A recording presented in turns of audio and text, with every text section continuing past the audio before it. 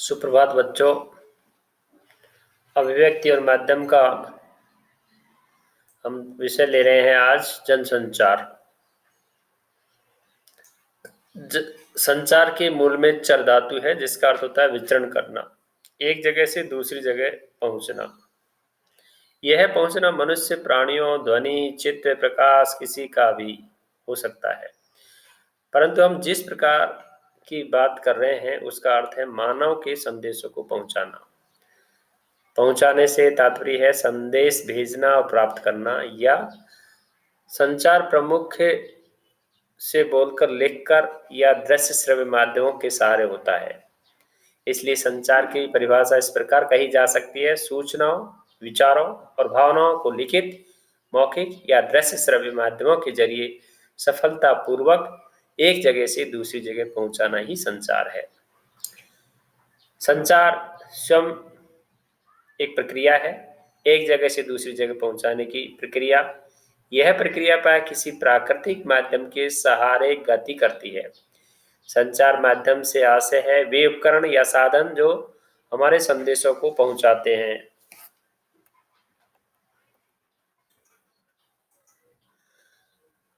संदेश संचार प्रक्रिया, इसको हम एक डायग्राम के माध्यम से समझेंगे।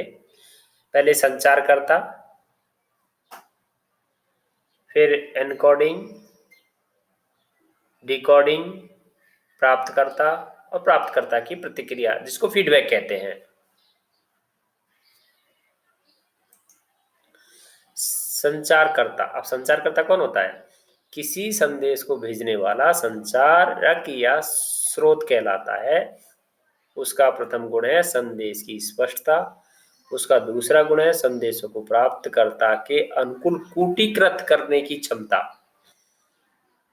एनकोडिंग, संदेश को भेजने के लिए जिन शब्दों, संकेतों या ध्वनि चित्रों का उपयोग किया जाता है भाषा की एक प्रकार का कूट चिन्ह है, अतः प्राप्तकर्ता को समझाने योग्य कूटों में संदेशों को बांधना कूटीकरण है या एनकोडिंग कहलाता है। कूटीकरण की उल्टी प्रक्रिया कूटवाचन कहलाती है। इसके माध्यम से संदेश का प्राप्तकर्ता कूट चिन्हों में बने संदेश समझता है।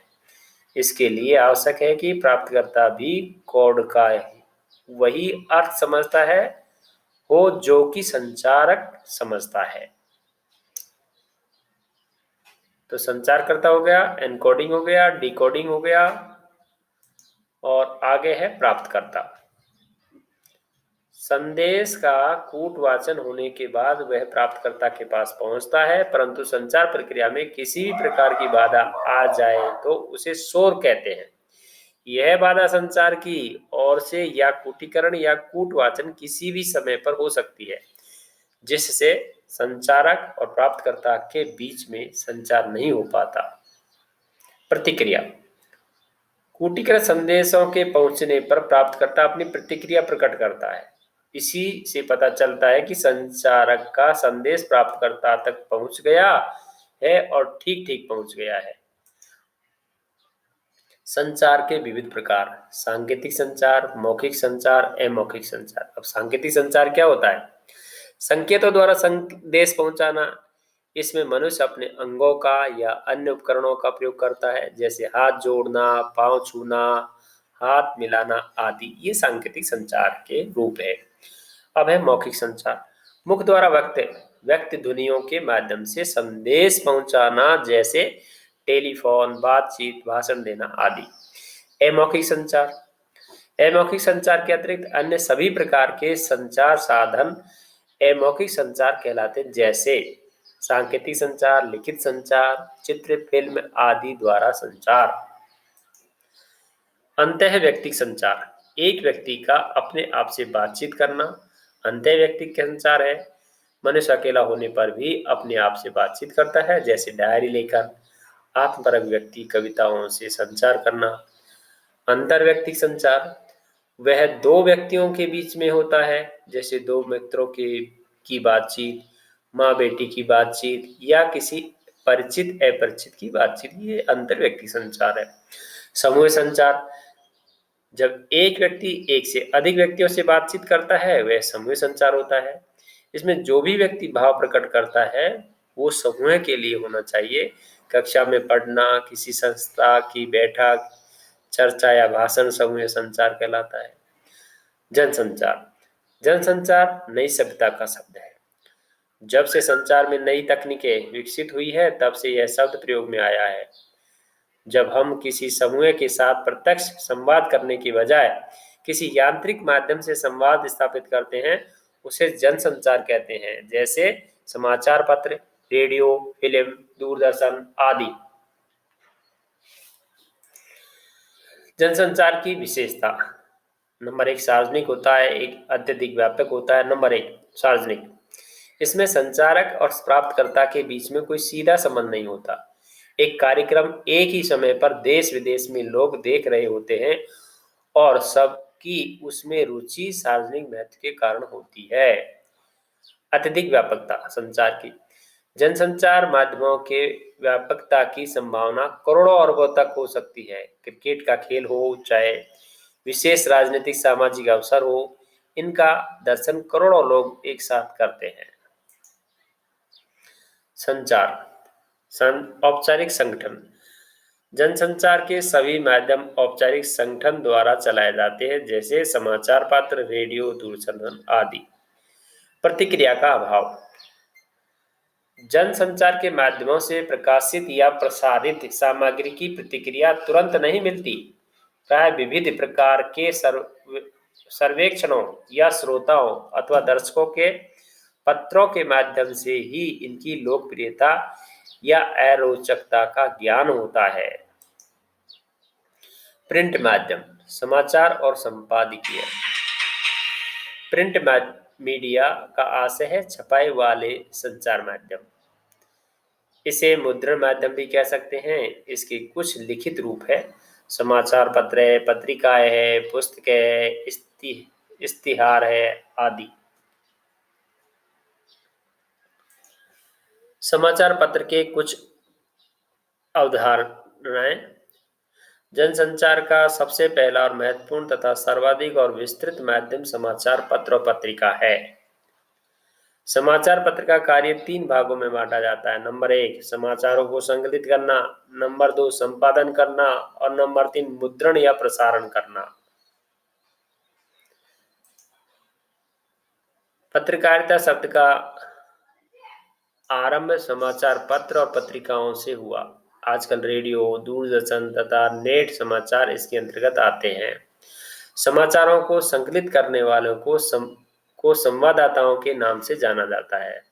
समाचारों को छापने योग्य बनाने वाले विभाग को संपादकीय विभाग कहते हैं। छापे खाने के आविष्कार का श्रेय जर्मनी के जोनिस गुटेनबर्ग को है। हिंदी का पहला समाचार पत्र 1826 में पंडित जुगल किशोर शुक्ल द्वारा कोलकाता से प्रकाशित किया गया। समाचार पत्र के बारे में इसमें विस्तृत से बताया गया है। रेडियो जनसंचार का सबसे सस्ता साधन है। इसके चलते फिरते आंख बंद करके भी आनंद लिया जा सकता है और ये जनता में सबसे ज्यादा रेडियो का ही प्रयोग किया जाता है, जो गरीब वर्ग है। टेलीविजन संचार के क्षेत्र में सबसे लोकप्रिय साधन है, जिसमें देखना भी है और सुनना भी है। इसके सारे शब्द, ध्वनि, दृश्य तीनों के प्रभाव का सम्मिलित आनंद लिया जा सकता है। पत्रकारिता देश विदेश में घटने वाली घटनाओं को संकलित करके उन्हें समाचार के रूप में संपादित करने की विधा को पत्रकारिता कहते हैं। पत्रकारिता के विविध प्रकार है। नंबर 1, खोज परख। सार्वजनिक महत्व के भ्रष्टाचार और अनियमितता को उजागर करने के लिए खोज परख पत्रकारिता का सहारा लिया जाता है। इसके अंतर्गत छपाई जाने वाली सूचनाओं की गहरी जांच पड़ताल की जाती है, उसके प्रमाण एकत्र किए जाते हैं तथा प्रकाशित किया जाता है। टेलीविजन में इसे स्टिंग ऑपरेशन के रूप में जाना जाता है। अमेरिका का वाटरगेट कांड इसी पत्रकारिता का उदाहरण है। नंबर 2 पत्रकारिता है विशेषीकृत पत्रकारिता। किसी विशेष क्षेत्र की गहरी जानकारी देते हुए उसका विश्लेषण करना विशेषीकृत पत्रकारिता के अंतर्गत आता है। इसके अंतर्गत मुख्य निम्नलिखित क्षेत्र है: संसदीय पत्रकारिता, न्यायालय पत्रकारिता, आर्थिक पत्रकारिता, खेल पत्रकारिता, विज्ञान और विकास पत्रकारिता, अपराध पत्रकारिता, फैशन और फिल्म पत्रकारिता। वॉचडॉग पत्रकारिता, सरकार के काम काज पर निगाह रखना और उसकी गड़बड़ियों का पर्दाफाश करना वॉचडॉग पत्रकारिता है। एडवोकेसी पत्रकारिता, किसी खास विचारधारा, मत या घटना पर जनमत बनाने के लिए अभियान चलाने वाली पत्रकारिता को पक्षधर पत्रकारिता या एडवोकेसी पत्रकारिता कहा जाता है। वैकल्पिक पत्रकारिता, वैकल्पिक पत्रकारिता प्राय सभी पत्र या पत्रकार स्थापित व्यवस्था और मालिकों के अनुकूल चलते हैं, परंतु मीडिया स्थापित व्यवस्था के विकल्प के रूप में अपनी सोच को व्यक्त करता है तो उसे वैकल्पिक पत्रकारिता कहते हैं। अगली है पीत पत्रकारिता। सनसनी, चकाचौंध या ग्लैमर फैलाने वाली पत्रकारिता को पीत पत्रकारिता कहते हैं या पेस्त्री पत्रकारिता कहते हैं। भारत में ब्रिटिश अखबार इसी कोटि का अखबार है। पत्रकारिता के कुछ अवधारणा। पत्रकारिता का मूल तत्व नई सूचनाएं प्रदान करना। नंबर 2, पत्रकारिता का संबंध मुख्य रूप से समाचारों से है। किसी विचार, टिप्पणी, संपादकीय लेख, फोटो, कार्टून आदि भी पत्रकारिता के अंतर्गत आता है। नंबर 3, पत्रकारिता के माध्यम है संपादकीय, फोटो पत्रकारिता, कार्टून कोना, लेखांकन, कार्टोग्राफ आदि। समाचार लेखन, समाचार किसी भी ऐसी ताजा घटना, विचार या समस्या की रिपोर्ट है जिसमें अधिक से अधिक लोगों की रुचि हो और जिसका अधिक से अधिक लोगों पर प्रभाव पड़ रहा हो, वही समाचार लेखन है। समाचार के तत्वों का महत्व। नंबर 1, नवीनता। समाचार का नया होना बहुत जरूरी है। प्राय हर समाचार पत्र के लिए पिछले 24 घंटे में घटी घटना ही समाचार बनती है। 24 घंटे से अधिक समाचार पुराना हो जाता है। इस प्रकार 24 घंटे की अवधि को ही हम डेडलाइन कहते हैं। निकटता, दूसरी विशेषता। समाचार के लिए आवश्यक है कि वह अपने पाठकों के जीवन से निकटता से संबंधित हो। कोई समाचार उसके पाठकों के स्थान, प्रांत, गली, जाति, धर्म, व्यवसाय आदि से जितनी करीबी होगी उतना ही उसका महत्व होगा। समाचार के तत्वों में अब आते हैं प्रभाव क्षेत्र। समाचार के लिए आवश्यक है कि वह समाज के बड़े वर्ग को प्रभावित करे। केवल 150 लोगों को, 100-150 लोगों को प्रभावित करने वाले समाचार में किसी भी रुचि नहीं होती है। जन रुचि। समाचार पत्र जन रुचि के पारखी होते हैं। इसी कारण समाचार पत्र में खेल, फिल्म, राजनीति आदि के समाचार होते हैं। हर समाचार पत्र का अपना एक विशेष पाठक वर्ग भी होता है। उसके अनुसार समाचारों का चयन होता है। संघर्ष, लोगों की रुचि युद्ध, संघर्ष, चुनावी हार जीत, खेल के परिणाम आदि में होती है, इसलिए लोग यह सब काफी ध्यान से सुनते हैं। अगला बिंदु है महत्वपूर्ण लोग। लोग अपने समय के महत्वपूर्ण और जाने माने लोगों के बारे में जानने के इच्छुक होते हैं। जैसे किसी क्रिकेटर की शादी हो जाए तो लोग उसको बहुत रुचि से देखते हैं। उपयोगी जानकारी, लोगों की रुचि बिजली के आने जाने, मौसम, स्कूलों के खुलने बंद होने की जानकारी भी होती है। अतः यह जानकारी भी समाचार के पत्र में प्रकाशित होनी चाहिए। अनोखापन, अनोखापन विविध नए या अद्भुत समाचारों को जन्म देता है। जैसे किसी विचित्र बच्चे का जन्म, लोग ऐसे समाचारों में रुचि रखते हैं। नीतिगत ढांचा, आजकल समाचार पत्र किसी न किसी समाचार संगठन द्वारा चलाए जाते हैं। वे अपनी संपादकीय नीति के बल पर ही समाचारों का चयन करते हैं। जो समाचार उनकी नीतियों के अनुकूल होते हैं उन्हें प्रमुखता से छापते हैं। अगला है समाचार माध्यमों में काम करने वाले पत्रकारों के प्रकार। एक होता है पूर्णकालिक पत्रकार, एक होता है अंशकालिक पत्रकार, एक होता है फ्रीलांसर। पूर्णकालिक पत्रकार नंबर 1, ये पत्रकार किसी समाचार संगठन के लिए नियमित काम करने वाले वेतनभोगी पत्रकार होते हैं। अंशकालिक पत्रकार, ये पत्रकार किसी समाचार संगठन के लिए निश्चित मानदेय के आधार पर काम करते हैं। यह एक से अधिक पत्रों के लिए भी काम करते हैं। फ्रीलांसर, यह पत्रकार किसी भी विशेष समाचार पत्र या संगठन के वेतनभोगी नहीं होते। यह भुगतान के आधार पर अलग अलग समाचार पत्रों के लिए काम करते हैं, उसको कहते हैं फ्रीलांसर या स्वतंत्र पत्रकार। समाचार लेखन के कुछ अवधारणाएं। नंबर 1, समाचार लेखन के मुख्य लोग समाचार एकत्र करने वाले संवाददाता और उन्हें छापने वाले संपादक मंडल।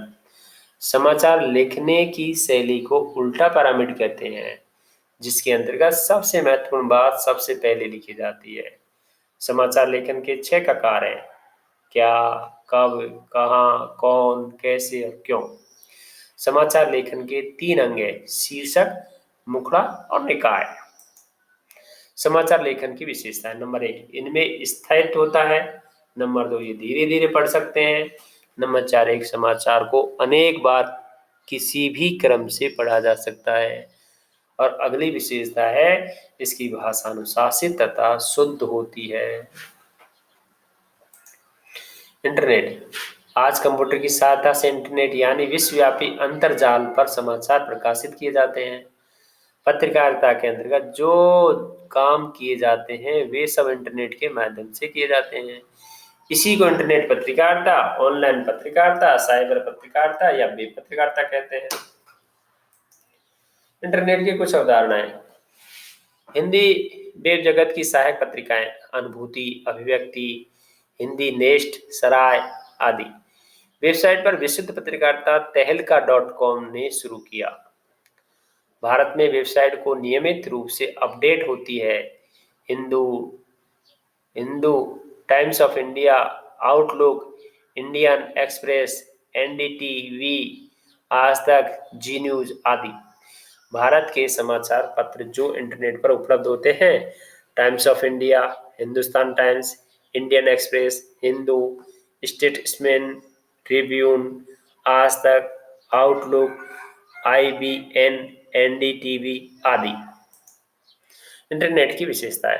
इंटरनेट पत्रकारिता में मुद्रण पत्रकारिता, रेडियो पत्रकारिता तथा टेलीविजन पत्रकारिता तीनों का संगम है। इसमें शब्द, ध्वनि, दृश्य तीनों का प्रयोग होता है। इसकी सबसे विशिष्ट योग्यता यह है कि इस पर प्रसारित समाचार हर 2 घंटे के बाद अपडेट होते हैं।